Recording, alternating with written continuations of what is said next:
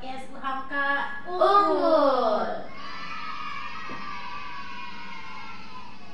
Nah, pada kesempatan kali ini kita akan membahas tentang tokoh pendidikan nih Kak. Apa tuh Kak? Nah, tokoh pendidikan yang satu ini sangat keren Kak, yang bernama Muhammad Syafi'i.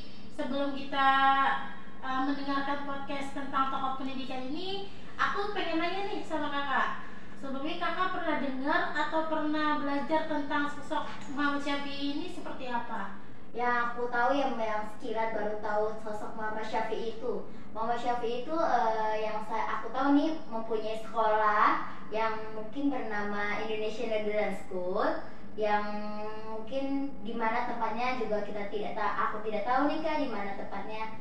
Mungkin yang aku tahu sosok Muhammad Syafi'i itu seperti itu Kak. Oke. Oh iya Kak, kita belum perkenalan. Iya nih Kak, asal ngomong aja belum perkenalan ya Iya, Kak. betul. Belum, kalau ada pantun tuh apa namanya itu Kak? Kalau belum kenalan berarti. Maka tak saya. Nah, sebelum itu kita bisa perkenalan dulu nih Kak. Oke. 1, 2, 3. Kita ini dari Dua Nur. Ada saya Nur Faiza. Ada saya Nurjiada. Nah, di kali ini kita tidak berdua aja nih Kak. Ada siapa sih Kak? Di sini tuh kita ada moderator dan narasumber yang Yang keren-keren, kece-kece banget yang lagi, kece-kece, Kak. yang masya Allah cantiknya ya Kak ya. Wah, soleha banget lagi Kak. Iya, mungkin kita yang dari MC ini bisa memanggil kali ya Iya. narasumber itu seperti apa, perkenalannya seperti apa, Nanti kita bisa mengenal iya, gimana sosok Muhammad Muhammad Syafi'i Syafi'i itu seperti apa. Oke, nah nggak usah berlama-lama nih Kak. Kita langsung mulai podcast aja nih Kak. Check it out. Dadah. Hai Sobat UHAMKA semua, balik lagi bersama kami di podcast UHAMKA Unggul.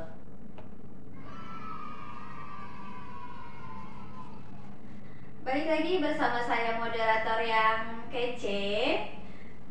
Sebelumnya biar kita makin akrab, saya Vivian Rubianti ditemani dengan narasumber kita yang kece juga. Di sini kita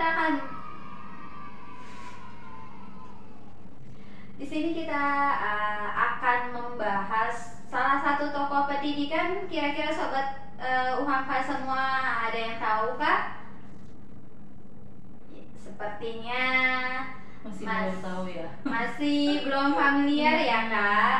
Nah, sebelum kita membahas tokoh pendidikan kita nih, ada baiknya supaya kita makin akrab sama narasumber kita. Saya akan memberi kesempatan untuk narasumber memperkenalkan diri kali ya. Silakan Kak Dila. Iya, terima kasih Kak Vivian. Perkenalkan, nama saya Fadlia. Saya biasa dipanggil Dila. Dan saya di sini ingin sharing-sharing pengetahuan saya tentang tokoh pendidikan Muhammad Syafi'i. Jangan lupa nonton ya guys dan dengerin terus podcastnya. Siap. Oke, itu tadi narasumber kita Kadila. Ya. Iya betul. Kayaknya ngomong-ngomong moderatornya belum perkenalan ya. Oh, saya belum memperkenalkan diri. Iya. Oke, baiklah biar sobat UHAMKA semua kenal dengan saya. Perkenalkan saya Vivian Rubianti. Kebetulan saya mengambil jurusan Pendas di UHAMKA bersama Kadila ya. Kita Iya, satu kita kelas satu ya. kelas ya. Iya. Kelas apa kita Kak? Kelas 1A. Ah. Oke. Nah, baik sobat semua. Jadi hari ini kita akan membahas tentang tokoh pendidikan Muhammad Syafi'i.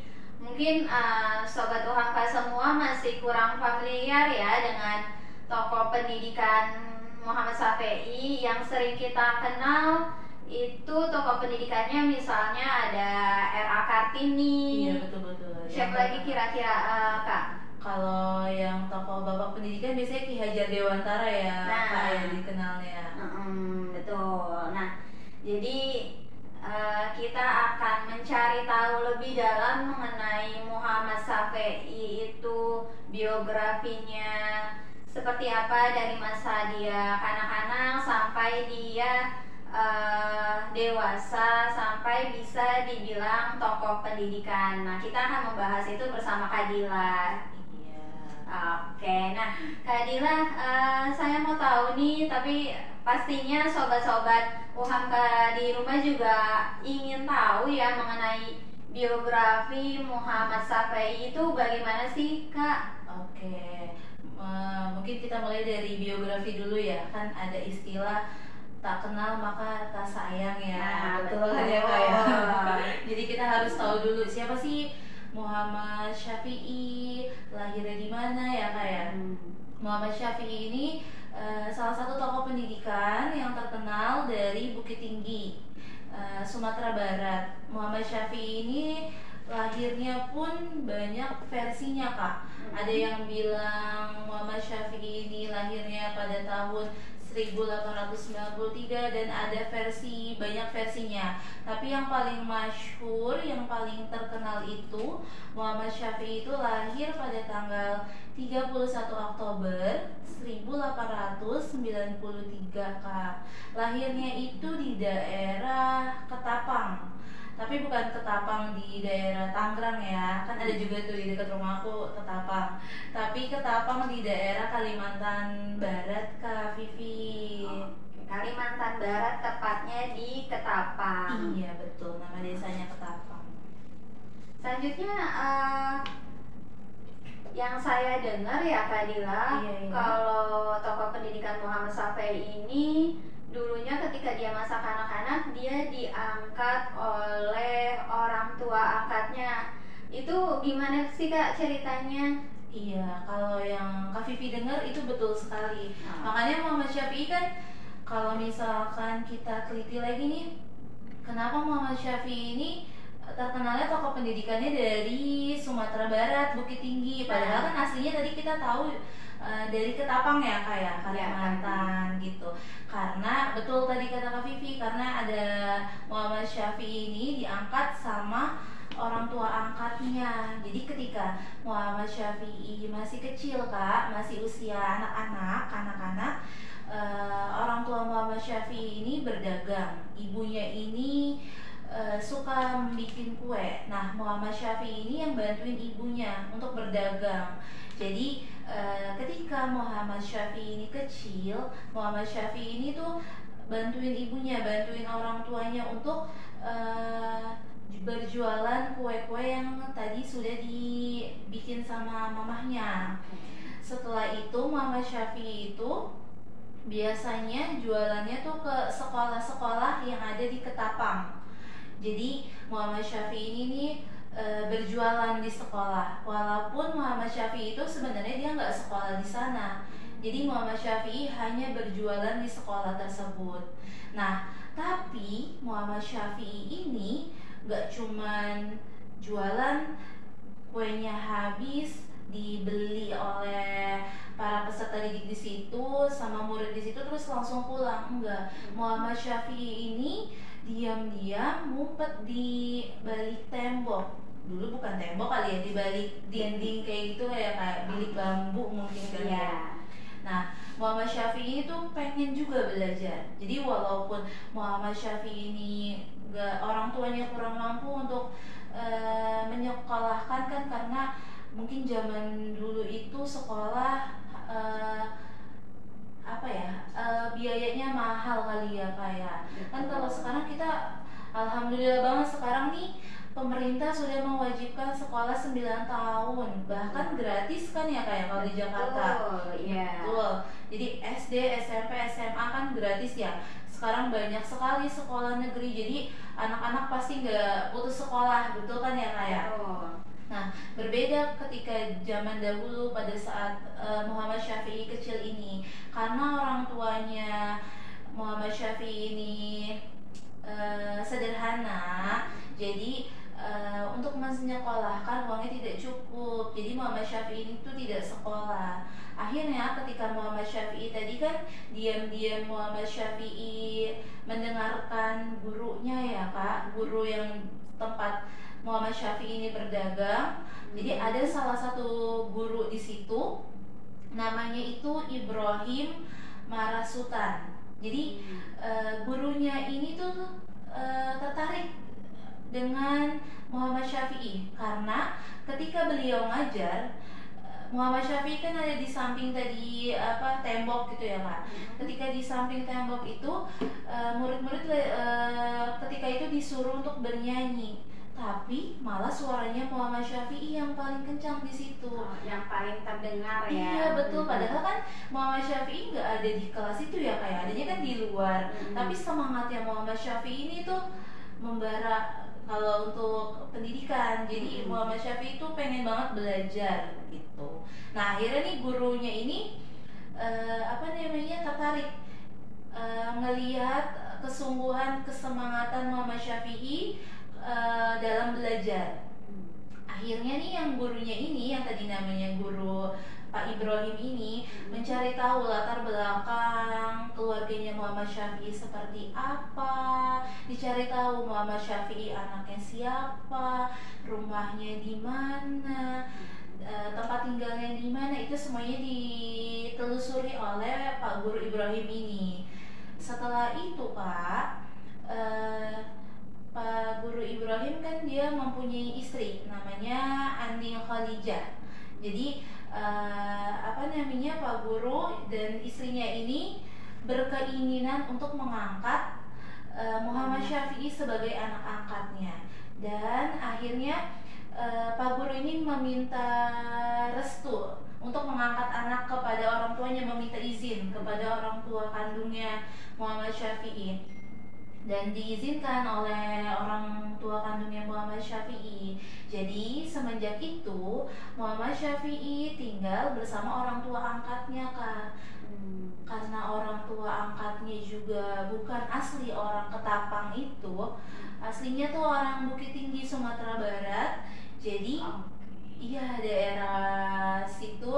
Jadi Muhammad Syafi'i diajak untuk hijrah, untuk pindah bareng, balik lagi ke kampung bapak angkatnya gitu. Oke, berarti dari situlah dari kesungguhan Muhammad Syafi'i, keingintahuan yang sangat besar dari Muhammad Syafi'i, makanya dia diangkat oleh ayah dan ibu angkatnya. Kemudian dia diajak untuk tinggal bareng bersama mereka di Sumatera Barat ya. Iya, tepatnya betul, di Padang. Iya, di Bukit Tinggi. Di Bukit Tinggi.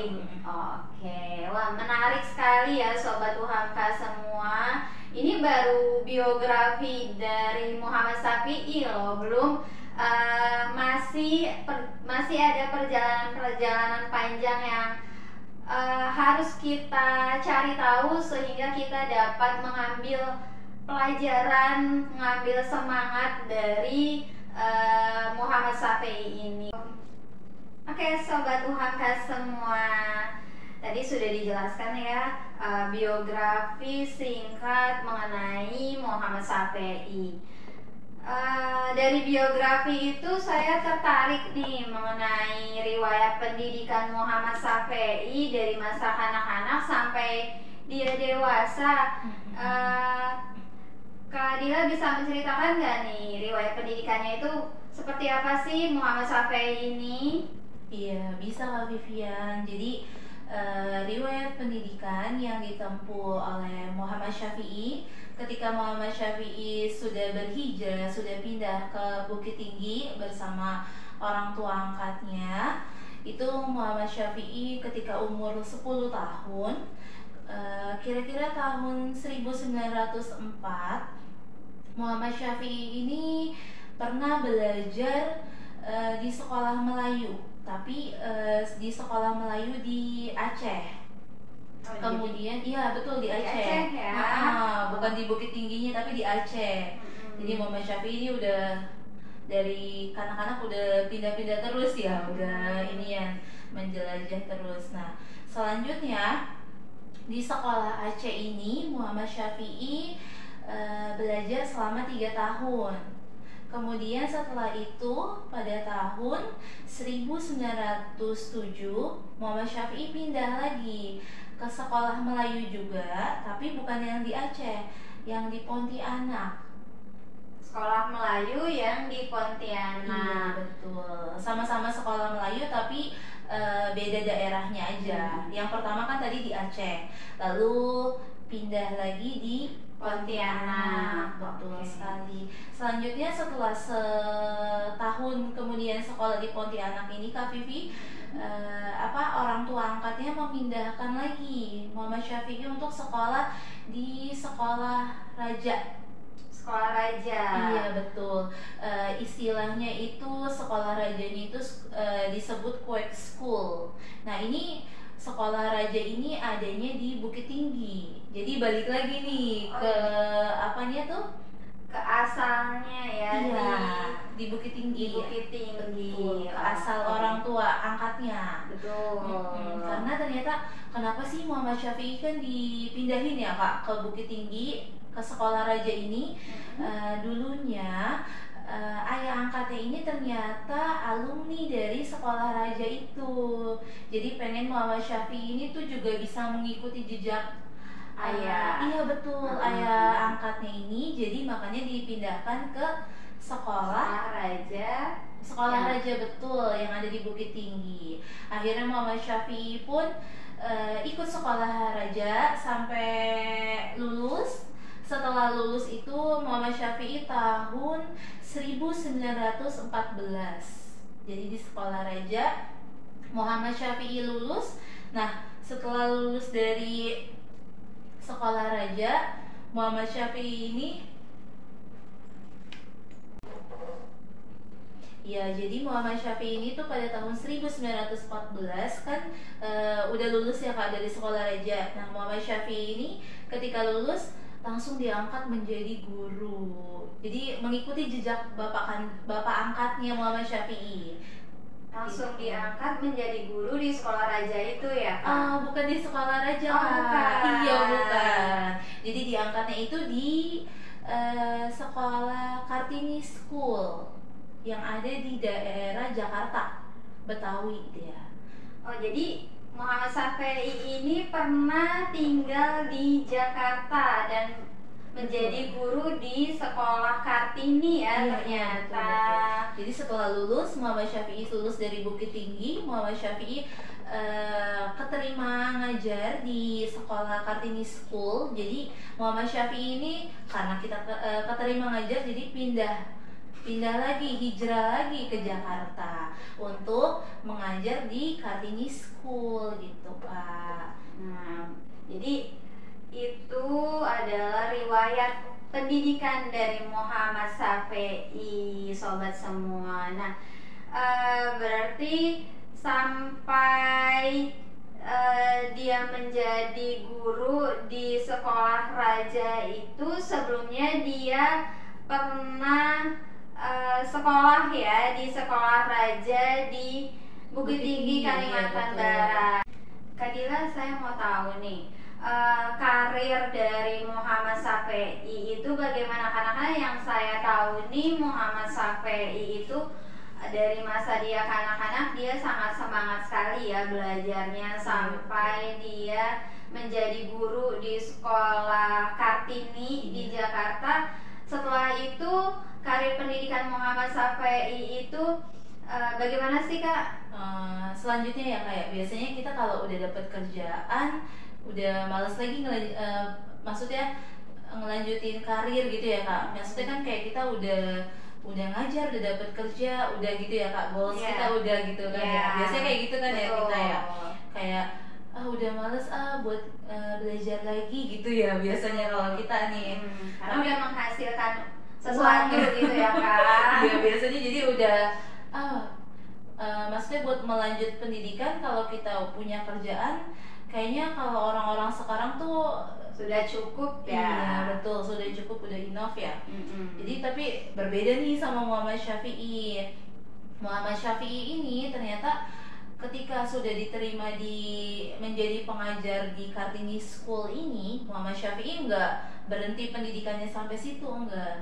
Jadi Muhammad Syafi'i ini ikut sekalian Muhammad Syafi'i mengajar, Muhammad Syafi'i itu mengikuti kegiatan-kegiatan lain, seperti Muhammad Syafi'i ini tuh kursus menggambar bersama, iya betul, bersama seniman gambar yang terkenal. Saat itu seniman gambar yang terkenalnya itu namanya Tuan de Graaf. Jadi Muhammad Syafi'i ini ikut untuk melatih keahlian menggambar Muhammad Syafi'i. Muhammad Syafi'i ini istilahnya mungkin kalau sekarang ikut les kali ya, kayak ikut les menggambar. Nah, Muhammad Syafi'i ini tuh ikut les menggambar selama 11 bulan. Setelah itu, habis les, Muhammad Syafi'i masih semangat untuk pendidikan.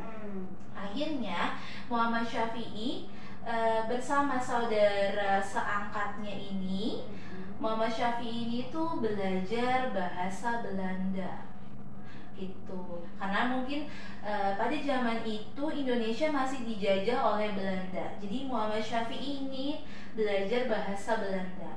Ketika Muhammad Syafi'i belajar bahasa Belanda, pasti kan ada ujiannya ya Kak ya. Ada ujian di akhirnya. Muhammad Syafi'i ini tuh termasuk mendapat lulusan bahasa yang tertinggi predikatnya. Oh, berarti lulusan terbaik lah ya, bisa dibilang seperti itu. Ujiannya, nilai hasil ujiannya itu tinggi-tinggi sekali. Kan keren banget ya Muhammad Syafi'i ya Kak ya. Tepuk tangan dulu dong. Itu adalah untuk mengasah. Berarti itu untuk memotivasi kaula-kaula muda kita saat ini ya Kak. Iya betul. Selanjutnya Kak. Iya, selanjutnya tadi kan Muhammad Syafi'i ketika lulus langsung mengajar di Kartini School ya Kak. Ketika Muhammad Syafi'i mengajar di Kartini School dari tahun 1914 sampai tahun 1922 ini, Muhammad Syafi'i itu merasa masih kurang pendidikannya, masih pengen untuk belajar lagi.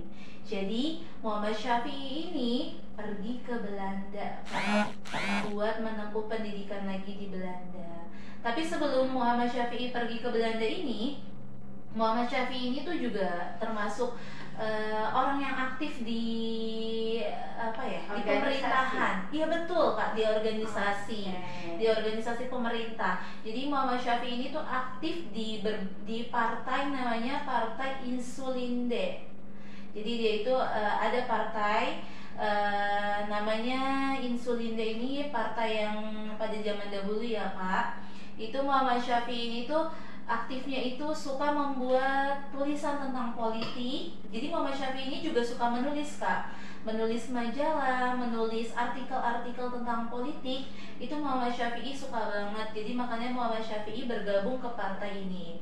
Dan partai ini kemudian partai ini itu diganti jadinya Partai Budi Utomo. Dulu kan ada ya Kak, Partai Budi Utomo ya Kak? Pernah dengar sih saya Partai Budi Utomo ini. Ya, kalau sekarang kayaknya Budi Utomo partainya udah nggak ada ya kayak. Apa aku yang ini ya? Iya ya. Apa udah diganti kita nggak tahu kali ya kayak.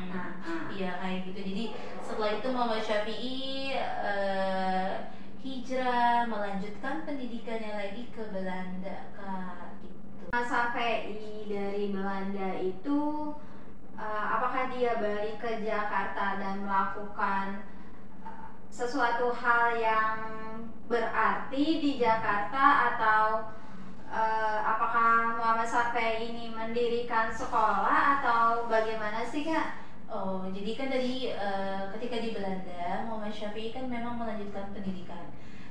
Nggak cuma melanjutkan pendidikan ternyata di sana. Muhammad Syafi'i ini juga mengeksplor bagaimana sistem pendidikan yang ada di Belanda seperti apa. Ternyata nggak cuma sampai di Belanda aja. Muhammad Syafi'i juga mengeksplor sistem pendidikan yang ada di Jerman. Di Jerman Iya, ya. jadi Belanda sama Jerman gitu. Bahkan Muhammad Syafi'i juga sempat mengajar di sekolah rendah yang ada di Jerman gitu. Setelah Muhammad Syafi'i selama kurang lebih 4 tahun Muhammad Syafi'i itu di Belanda, akhirnya Muhammad Syafi'i ini tuh karena udah berhasil mengeksplor sistem pendidikan yang diterapkan di sana seperti apa, Muhammad Syafi'i ini kembali lagi ke Indonesia, tapi nggak ke Jakarta lagi, nggak menjadi pengajar di Kartini School lagi. Tapi Muhammad Syafi'i ini balik ke kampung halaman bapak angkatnya di Sumatera Barat. Ternyata Muhammad Syafi'i ini ketika Muhammad Syafi'i pulang kampung, Muhammad Syafi'i ini tuh mendirikan sebuah sekolah. Jadi pada tahun 1926, tepatnya pada tanggal 31 Oktober. Kalau kita lihat berarti 31 Oktober ini sama dengan ini ya Kak ya. Lahirnya Iya, Muhammad Syafi'i ya. Hari miladnya Muhammad Syafi'i ya Kak Vivi. Jadi mungkin ketika hari miladnya Muhammad Syafi'i ini mendirikan sebuah sekolah di Bukit Tinggi. Sekolah tersebut diberikan dengan nama INS Kayu Tanam. Jadi INS ini singkatan Kak Vivi, Indonesia Netherlands School Kayu Tanam yang ada di Sumatera Barat. Itu Kak Vivi. Berarti setelah dia balik lagi ke Indonesia, tepatnya di kampung halaman orang tua angkatnya dari Muhammad Syafi'i pada tanggal 31 Oktober tahun 1926, Muhammad Syafi'i ini mendirikan sekolah yang diberi nama Indonesian Netherlands School ya Kak. Iya, betul sekali Kak Vivi, betul-betul. Di Kayu Tanam di Sumatera Barat. Iya betul, tepatnya di Sumatera Barat. Sumatera Barat ya. Oke. Nah, ini semakin tertarik saya untuk mengenal sosok tokoh pendidikan Muhammad Syafi'i.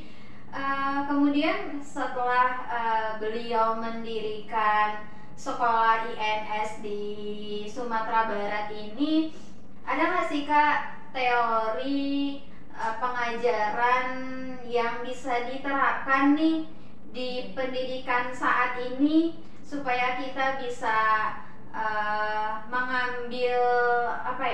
mengambil model atau metode pelajaran yang bisa kita terapkan di kelas pada saat kita mengajar ke peserta didik. Iya, jadi karena tadi Kak Vivi tanya ibrohnya atau pelajaran hikmahnya apa yang kita bisa ambil dari seorang tokoh pendidikan Muhammad Syafi'i ini ya Kak ya. Mungkin saya mau sedikit cerita tentang sekolah INS ini ya Kak. Boleh tuh Kak. Iya, jadi INS ini tuh mengacu kepada teori John Dewey yang ada di Amerika dan juga Skincher yang ada di Jerman. Jadi Muhammad Syafi'i itu mengacu kepada teori pendidikan tersebut. Jadi Muhammad Syafi'i ini mendirikan sebuah sekolah karena kan Muhammad Syafi'i tahu pada waktu itu para pemuda yang ada di Indonesia banyak sekali yang tidak mendapatkan pendidikan ya Pak ya. Karena mereka tidak mendapatkan pendidikan, mereka tidak bisa untuk bekerja, ya kan? Biasanya ketika pada di zaman dahulu orang-orang yang tidak bekerja pasti ya udah nanti jadinya ibu rumah tangga aja ya Kak ya. Atau biasanya orang Indonesia jadi pesuruhnya orang Belanda seperti itu ya. Muhammad Syafi'i itu nggak mau pemuda Indonesia tuh menjadi seperti itu karena kan Indonesia yang punya Indonesia kan kita ya, kita kan saat itu dijajah ya Kak sama Belanda. Tapi kenapa malah yang menguasai Indonesia itu justru orang-orang Belanda gitu ya. Iya betul, malah yang orang aslinya sendiri disuruh jadi pesuruh, padahal kan memang itu kampungnya Indonesia, maksudnya emang tempat tinggalnya Indonesia ya kan kayak gitu. Jadi Muhammad Syafi'i itu nggak mau, makanya Muhammad Syafi'i itu mendirikan sekolah. Jadi Muhammad Syafi'i pengen banget peserta didiknya ini menjadi seorang yang kreatif dan inovatif. Walaupun kreatif dan inovatif, tetapi tetap harus selalu mengingat kepada Tuhan yang Maha Esa, Kak. Jadi tetap yang utamanya kita harus mengingatkan, mengingat Sang Pencipta kita. Kan kita aja diciptakan sama Tuhan ya, kayak sama Allah. Jadi mau sebagaimanapun, sesibuk apapun, kita harus selalu mengingat Tuhan yang menciptakan kita. Terus kita juga harus aktif. Kalau di pengajarannya Muhammad Syafi'i, harus selalu kreatif, inovatif. Jangan menjadi manusia yang pasif, yang diem aja, yang gak kreatif, gak inovatif. Jadi Muhammad Syafi'i itu pengen hatinya juga bekerja, hati dan pikiran itu sama-sama bekerja. Jadi gitu kan biasanya kan orang ada yang kalau bekerja nggak sesuai sama hati, bekerjanya kadang mut-mutan, marah-marah gitu ya, kayak asal-asalan gitu ya, Kak. asal-asalan. Iya, jadi Muhammad Syafi'i ini tuh pengen banget bekerjanya tuh dari hati dan pikiran. Terus apa yang dilakukan juga sinkron, Kak, gitu. Jadi kalau pengajaran dari Muhammad Syafi'i, selain dia pintar dalam ilmu pengetahuan, tapi juga dia memiliki akhlak yang baik ya, Kak. Betul. Agamanya juga Muhammad Syafi'i bagus juga ya, Kak ya, karena selalu mengingat Tuhan ya, Kak. Betul. Nah, itu yang harus kita tanamkan dalam diri kita ya, sobat UHAMK semua. Nah, Kak Dila, Iya, Kak. menurut Kak Dila nih, di masa pendidikan sekarang, apakah masih ada kekurangannya, atau ada yang metode pembelajaran yang dapat kita terapkan nggak sih? Pengajaran-pengajaran apa yang di sekolah Muhammad Syafi'i itu, pengajaran dan metode apa yang masih bisa kita terapkan pada saat ini di sekolah gitu? Banyak banget ya, Kak, kayaknya kalau misalkan diterapin untuk sekarang ya, Kak. Karena faktanya sekolahnya Muhammad Syafi'i ini tuh yang INS Kayu Tanam ini masih ada, Kak, sampai sekarang. Masih berjaya, masih ada di Bukit Tinggi. Berarti kan karena fondasi yang kuat bisa berdiri sampai kapanpun. Biasanya seperti itu ya, Kak. Betul. Kalau kita punya bangunan fondasinya nggak kuat, bakal runtuh ya, Kak. Betul. Nah, ini Muhammad Syafi'i karena mendirikan fondasinya yang kuat. Tadi itu pemikirannya Muhammad Syafi'i, jadi sampai sekarang pun masih ada sekolahnya. Jadi kalau misalkan mungkin dari saya yang dapat diterapkan itu dalam kehidupan sehari-hari yang pendidikan sekarang ya, Kak, pada saat ini itu mungkin harus selalu giat dalam belajar. Terus kita juga sebagai guru ya, jangan menjadi guru yang yang pasif. Iya, kan kalau zaman dulu metode jadi guru tuh cuman ya udah kita ngomong, ceramah, kasih penugasan seperti itu ya, Kak ya. Betul. Nah, kan ya. Coba kita sekarang kita kita memperdalam wawasan lagi, kita memperluas wawasan lagi. Bagaimana kita mengajar biar siswanya juga aktif. Jadi jangan gurunya aja nih yang aktif, tapi siswa juga terlibat aktif seperti apa. Karena kan sekarang juga di kurikulum Merdeka juga sudah mulai diterapkan ya, kayak siswa yang aktif ya, Kak. Betul. Nggak semuanya guru yang ngomong kan ya. Betul kan ya, Kak ya? Betul, di pelajaran P5 khususnya ya. Iya, kurikulum Merdeka kan ciri khasnya dengan P5 ya, Kak ya. Kan tadi Muhammad Syafi'i ini juga kreatif dan inovatif ya, Kak ya. Ya kan ya. Nah, di P5 ini bisa banget nih mengembangkan kreatif siswa dan inovatif siswa. Jadi dari pelajaran P5 kita lihat nih, kita udah identifikasi siswa kita tuh karakteristiknya seperti apa. Nanti ketika kita sudah tahu, kita cari tema yang sesuai sama karakteristik siswa peserta didik kita.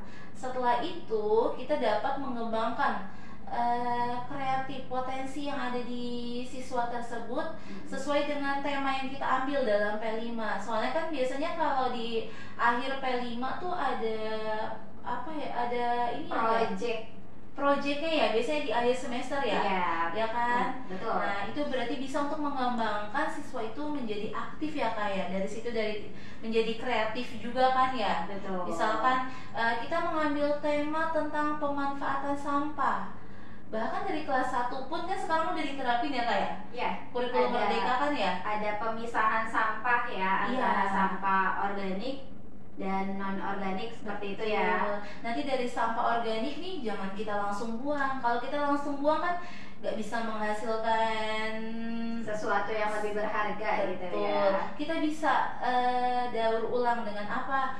Dengan cara membuat menjadi tas mungkin, tempat pensil atau sebagainya, sekreatif anak seperti itu. Nanti ketika di pameran P5 di akhir nanti bisa tuh Kak jadi komersilin ya Kak ya. Iya.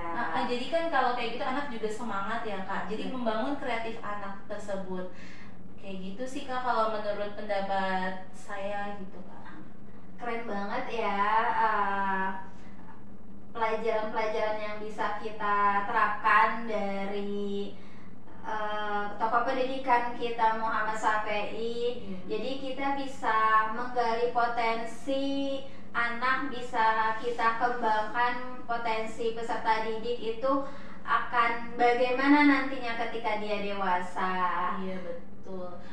Iya maaf ya Kak Vivi aku potong. Boleh. Ada pepatah Muhammad Syafi'i itu yang sangat terkenal. Apa tuh Kak? Jangan kau meminta buah mangga di pohon rambutan. Cakep. Iya kayak gitu. Bukan pantun ya. Bukan pantun. Iya jadi kenapa kita tidak bisa meminta buah mangga ke pohon rambutan? Kalau pohon rambutan bisa nggak sih Kak Vivi menghasilkan buah mangga? Kayak mustahil ya Kak? Iya mustahil ya Kak ya. Itu pepatah yang itu jika kita ibaratkan ke peserta didik itu sebenarnya mempunyai potensi dan bakat. Ya kan ya Kak ya? Betul. Punya potensi, tapi jangan kita paksakan potensinya.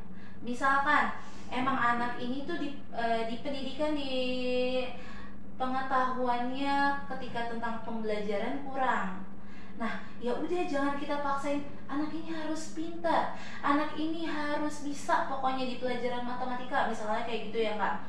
Kan kalau kayak gitu anaknya nantinya jadi ada rasa kurang trauma, percaya diri. betul, kurang percaya diri, jadinya kan malah jadi males untuk belajar ya Kak ya. Betul. Kita gali potensi yang lain. Pasti semua anak itu mempunyai potensi.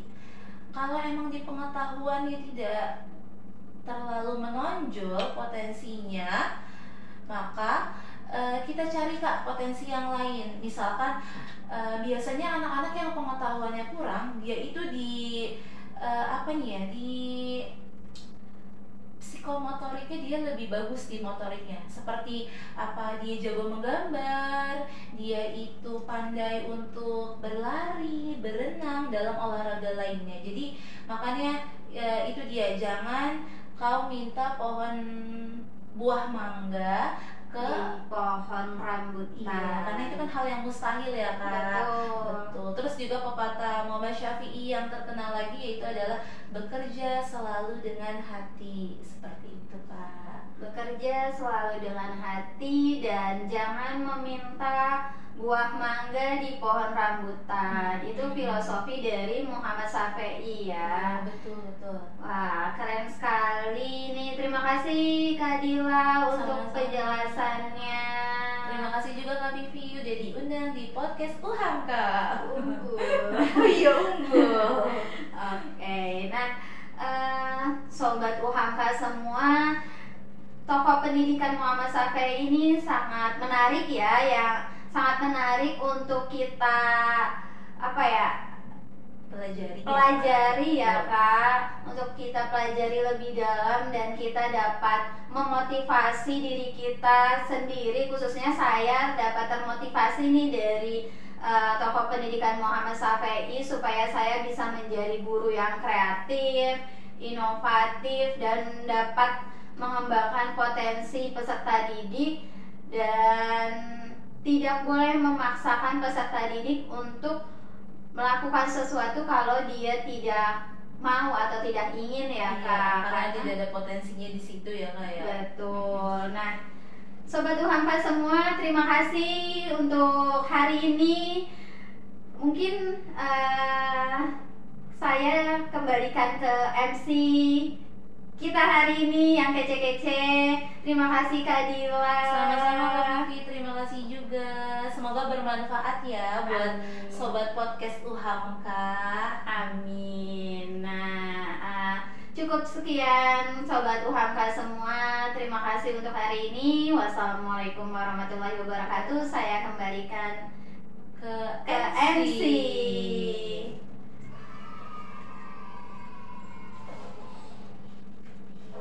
Wah, gimana nih Kak tadi penjelasan dari narasumber dan moderator yang kece-kece ini?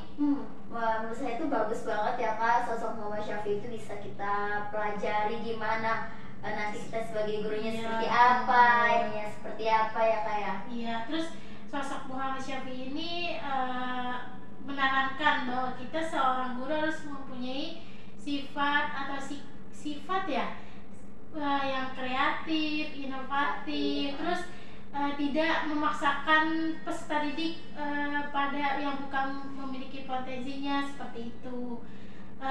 Nah, ya udah nih, kan tadi sudah dijelaskan ya. Bagaimana sosok Mama Syafi Iya. itu seperti apa, dan gimana sih kita bisa pelajari dari Mama Syafi itunya seperti apa. Betul, Kak. Mungkin dari kita MC ini sudah ya. Iya, sudah Kak. cukup mungkin ya.